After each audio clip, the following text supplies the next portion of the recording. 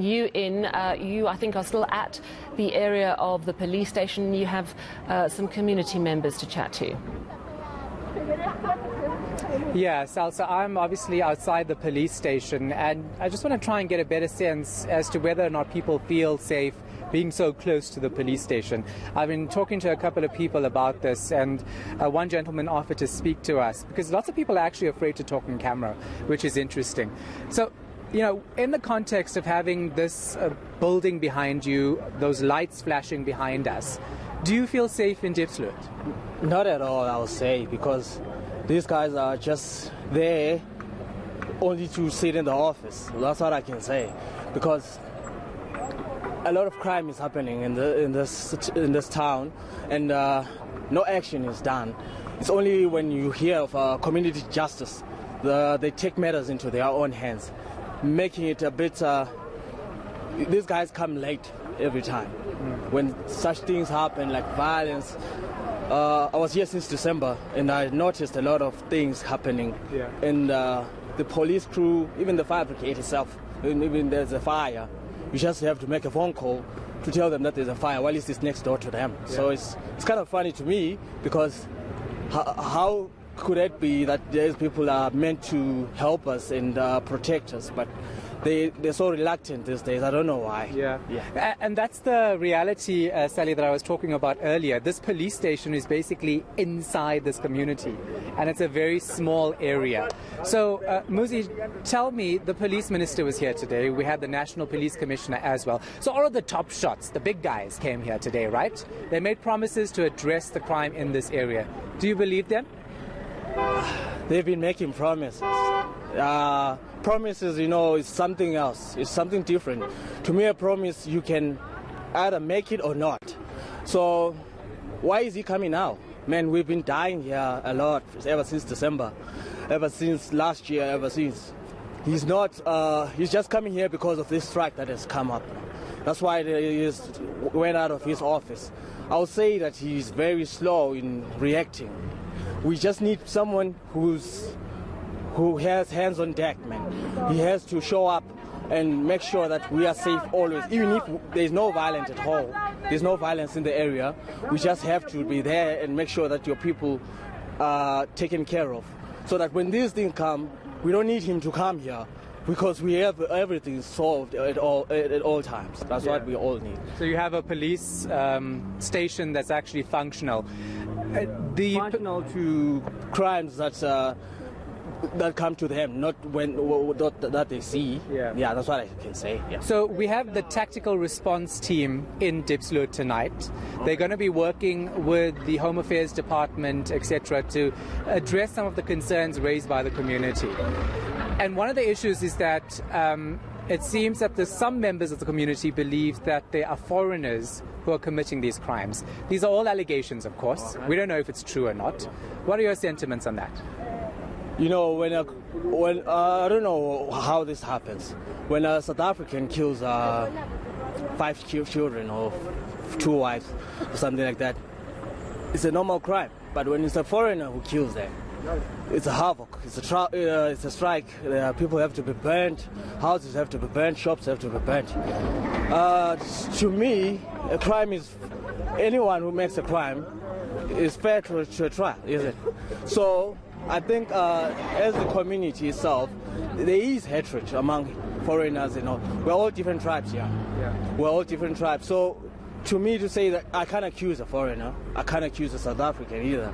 But the crime, only the crime committed there, that's what they can take that's the person that's going to take the case. So a crime is a crime, which is what the police minister said to the community earlier on. Thank you so much for speaking to us. Stay safe.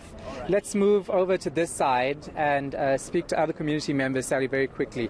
I'm going to ask you the same question because it's important. Percy, see if you can give us a wide shot for this, right?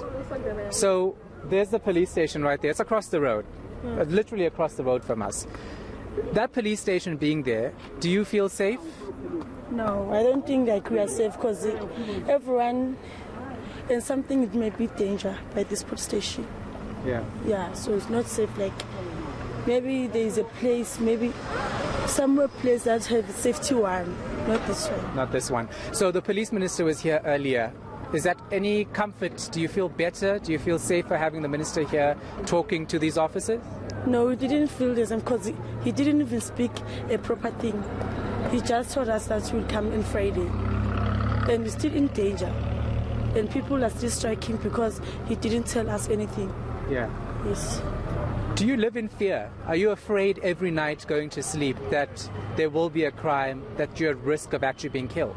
Yes, because even the police station, even the police people that working here, they didn't do anything. Yeah. So nothing we can do. We're afraid even to sleep.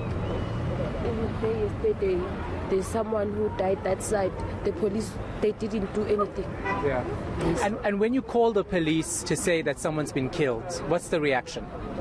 They will say, we are coming. But they will take almost 2 hours, 3 hours. So there is no different. Yeah. Yes. It's actually shocking to hear that. Do you think anything's going to change after we saw the minister and the national commissioner here?